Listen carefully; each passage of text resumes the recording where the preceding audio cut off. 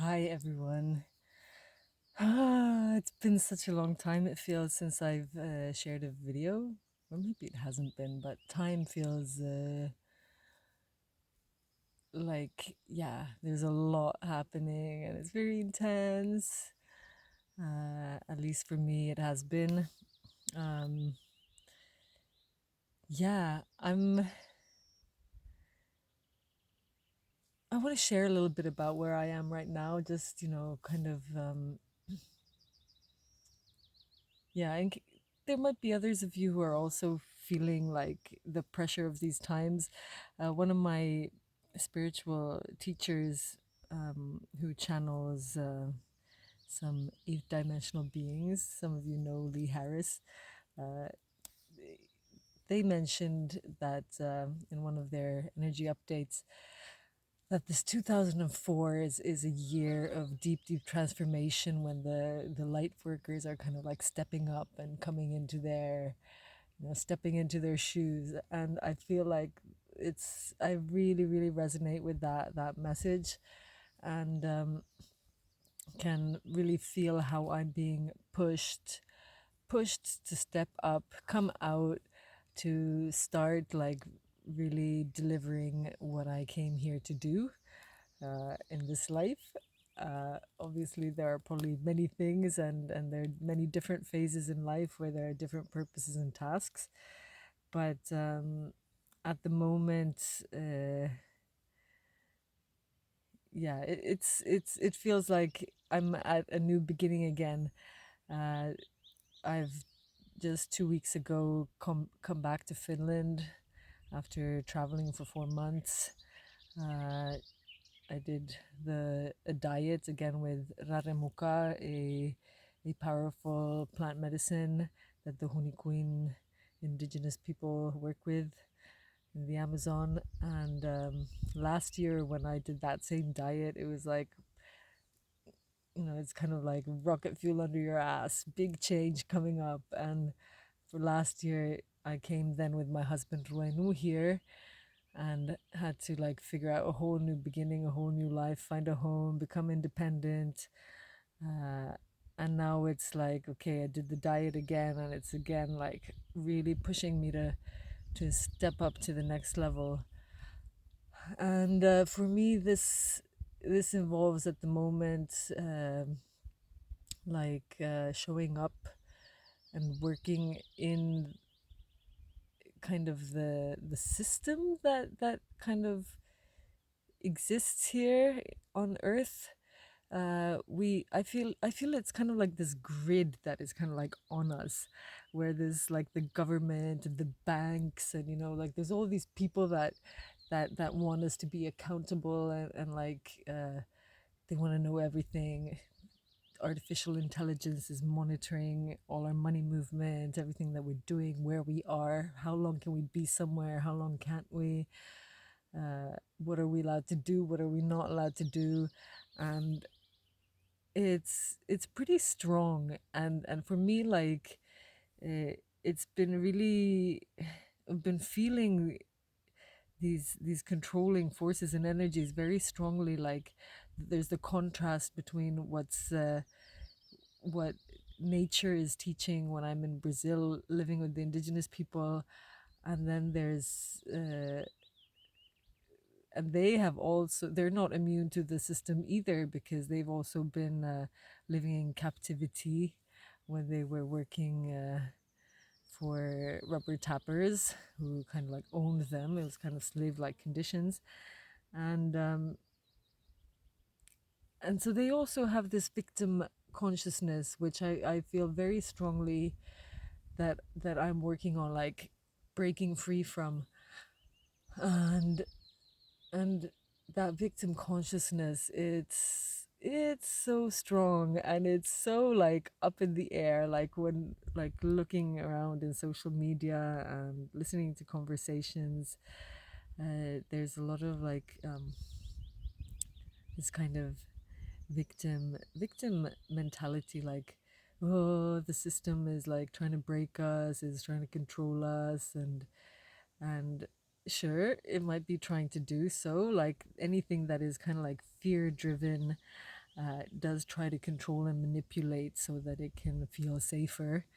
And yet at the same time, there exists freedom and peace as well at some level when we learn how to tap into it. And and for me, it's been very much about like becoming aware of like how I am projecting those same behavior patterns in my life in different areas of my life. So, as an example, at the moment, or because of this increased artificial intelligence and the control systems imposed by governments here in Finland, I'm having to well, I had to make a choice to set up my own business again. I had a business some years ago and I shut it down because it just didn't feel like financially feasible. And but now it's like I feel like in this system, it's not possible to live like if you don't kind of like play by the rules. And so now I've set up my business again, and running a business in Finland is like not an easy thing, you know, like it's there's a lot of expenses. It's amazing how much money is like taken out like by the tax man and by the banks at every single like financial transaction, because nothing, you know, everything needs to be digital, it needs to be monitored.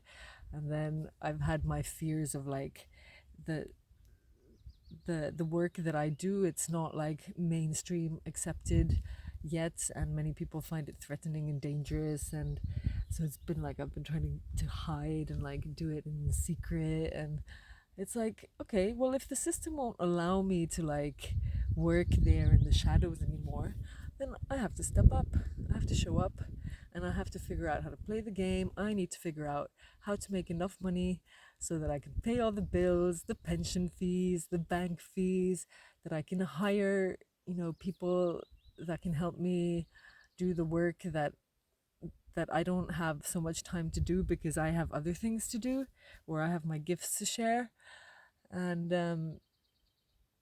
I've really had to like look at this scarcity and money issue, and I'm still working on it, like how to develop a healthier, more respectful relationship with money, so that I can allow money to flow through me rather than whenever I have to deal with money, my nervous system tens up and I'm like afraid and like feel guilty or ashamed. And it's like super interesting to notice like how deep the conditioning goes.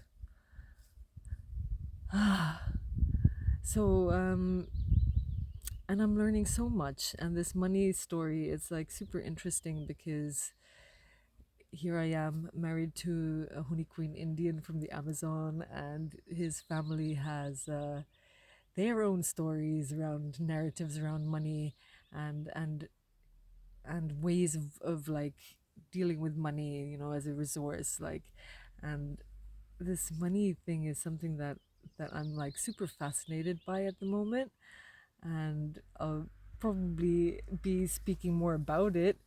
But I guess yeah, one of my intentions for coming out with this video was kind of to come out of the closet about this subject, this topic, and really find the courage to speak about these subjects that at some level inside me have been feeling very taboo, and I've been feeling kind of like lonely with them. And I'm assuming I'm not the only one, because this is like a very collective issue that we're dealing with. I have many friends who are trying to manage as entrepreneurs and are really struggling, you know, to make ends meet and to feel relaxed and abundant and like they can actually do what they want to do. So yeah, how to turn the tables, and like instead of thinking of the artificial intelligence and the banking system as something that is like monitoring and trying to control and confine us, that how can we make use of that system to actually, you know, benefit us, to make our lives easier, you know, find the positive perspectives and focus on those, and And yeah, and it's all happening kind of like at the body nervous system level. Like, how can we create more relaxation in our lives so that we can, because the money thing, it doesn't have to be difficult, it doesn't have to be stressful. Like, what if once we learn to be relaxed, we can handle it and deal with it in a more relaxed way without the guilt and the shame. So yeah, so as I'm in this space of getting my business up and running, figuring out at the practical level, how to do it most efficiently, I'm also really questioning and reflecting and contemplating what it is that I will be offering through my business. Uh, there's so many things that I'm passionate and fascinated by, and that I enjoy doing. Uh, I have to be careful not to be just trying to meet the needs of all the people around who want something from me. That to like really uh, share the juiciness that nourishes and feeds me as well, and where there's space for creativity, and at the same time for showing up and doing things properly, in an unrushed way. So there's a lot to do. There's a lot to do, and yeah, creating online courses, making the teachings, accessible, uh, and the healing accessible as well, and at the same time being able to receive the money that I need to be able to like make it accessible, because it's not an easy thing, like there's a lot of costs involved in maintaining all these software and online platforms and all that. So yeah, subjects that I feel like I really want to be sharing maybe YouTube videos about are including how how you know how we're many people are talking about, we're in this time of Aquarius, or beginning of the time of Aquarius. There's a time of unity, the new new 5D dimension is kind of like about oneness. And then we're in this world where there's so much duality, so much difference, and it's so easy to judge and blame anything that is different from us. So how can we use our differences to like really grow and to find new ways that are good? And for me, it's like the things that I'm learning in my relationship with my husband. Ruwainu, it's as a Hunikuin Indian, it's like night and day, our perspectives about some things, and it's so easy to get triggered and like to think that one knows better than the other, and to not want to hear the other one's perspective, or to judge, and what else. But I think that's something that I really want to bring out and share. Many of the teachings and perspectives that I'm learning through him are helping me to see things from a more natural perspective, like how nature and life work. And those are the things that we've kind of lost in the Western world, is this connection to the wild, to nature. So that's the medicine most of us are longing for, and we're seeking it out in like other ways, through religion or through seeking spiritual high experiences, um, because we feel so like disconnected and lost. But actually, like when we can sit here in nature and realize how nature is also like pretty harsh while it's also loving, uh, so that we can learn to dance in this sacred world where of duality and whatnot.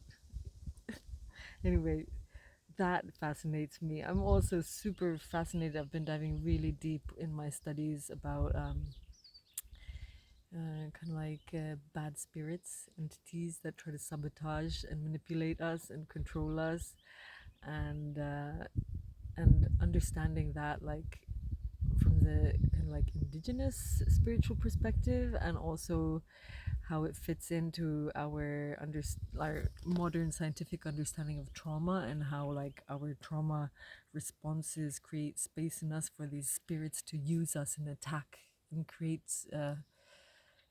harm in the world through us until we're able to heal and be in control of our space, our body, our thoughts, our choices, our actions, and how when we are more owning responsibility for our part, then we don't allow these other external negative forces to use and manipulate us to hurt other people or even to hurt ourselves.